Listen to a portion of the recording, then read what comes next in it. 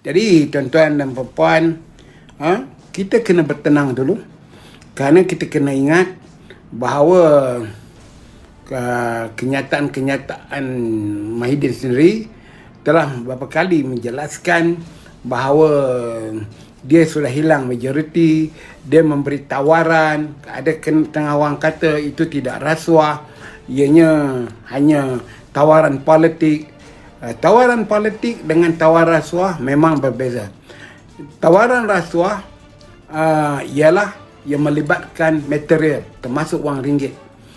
Tawaran politik tidak ada implikasi kewangannya. Jadi kalau kamu melantik ketua pembangkang bertaraf menteri, ada implikasi kewangannya. Maknanya kamu memberikan kepada dia satu pendapatan yang bukan hak dia, tetapi kerana kepentingan politik kamu nak lantik dia menjadi ketua pembangkang bertaraf menteri. Wahal perkara ini tidak ada di dalam perlembagaan dan tidak ada dalam prosedur Dewan Rakyat, yang mana ketua pembangkang memang ada gaji dan allowance-nya, tetapi dinaikkan taraf menteri. Kalau tidak dijadikan ketua pembangkang taraf menteri, kita kena buat pindaan kepada prosedur di Dewan Rakyat dan juga mungkin dimasukkan di dalam perlembagaan. Dan dia mungkin baik untuk negara kerana tidaklah menjadi lagi pergolakan politik sekarang. Kalau katalah satu masa esok ketua pembangkang bertaraf menteri, kemudian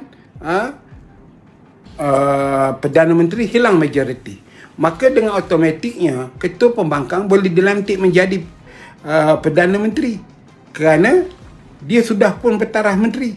Dan kita mengharapkan jangan juga setaraf menteri, dia juga mengangkat sumpah sebagai jawatannya sebagai ketua pembangkang tetapi tidak menyertai kabinet. Jadi ini untuk melihat check and balance-nya, di mana beberapa negara mengamalkan konsep yang demikian, bahawa tidak semestinya timbalan je ataupun naib presiden atau timbalan Perdana Menterinya parti yang sama. Jadi ini baik juga untuk negara, tapi kita kena halusi selengkapnya dalam pandangan-pandangan yang berbeza. Jadi tuan-tuan dan puan-puan, berbalik kepada isu peletakan jawatan Mahidin ini, semalam dah bermesyuarat, pagi ini bermesyuarat dengan Parti Bersatu. Dia bukan hotel ya, Parti Bersatu di Republika itu. Saya nak beritahu itu pejabat war room yang dikendalikan oleh Sri Agung PBBM Datuk Seri Hamzah Osama. Saya sendiri pernah ke pejabat itu 2-3 kali. Kawalan cukup ketat, komputer sana, TV sana. Apa yang saya nak kata sekarang ni ialah masalah dia, sebuah parti Islam bernama PAS, kalau berdasarkan kenyataan presiden dia, nampak sangat bahawa Islam dia tidak setimpal. Sebagai seorang parti Islam, kamu jangan menuduh. Kamu kata dakkah kamu menyertai satu kerajaan yang rasuah kalau bertekrak, tetapi haram jadah kamu lebay.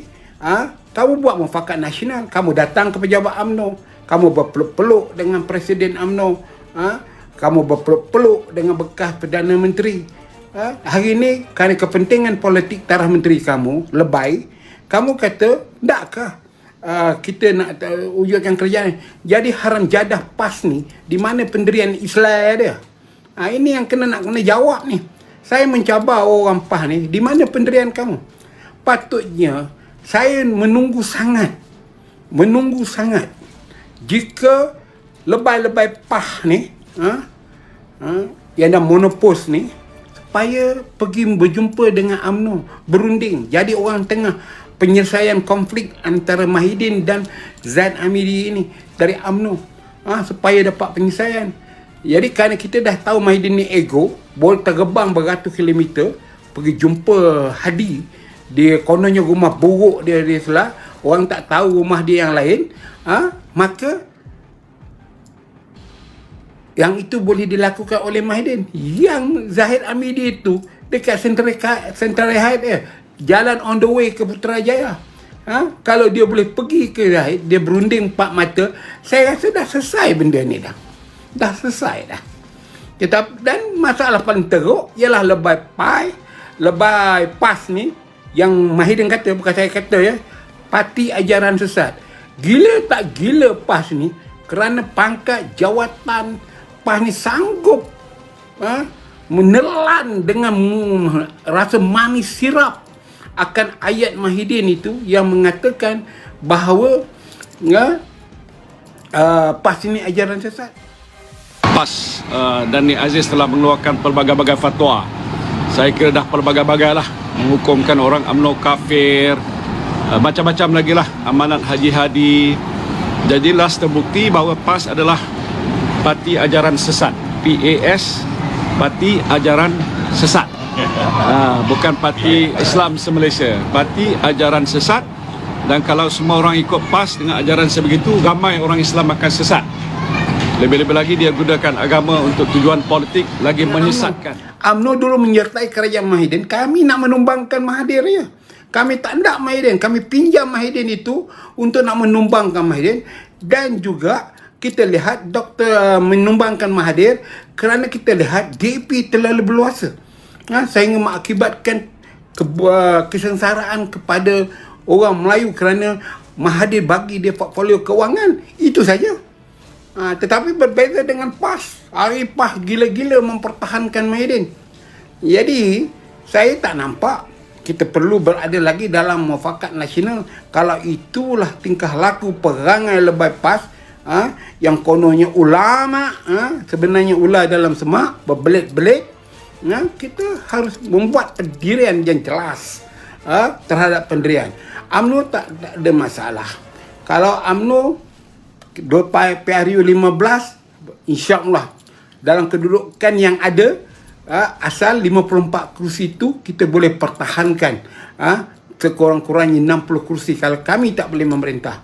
Memang kita dah belajar dengan LDP, kita dah belajar dengan Kongres, dan kita melihat bagaimana reformasi yang berlaku di Indonesia cuba menghancurkan parti golongan karya ataupun parti karyawan, Golkar.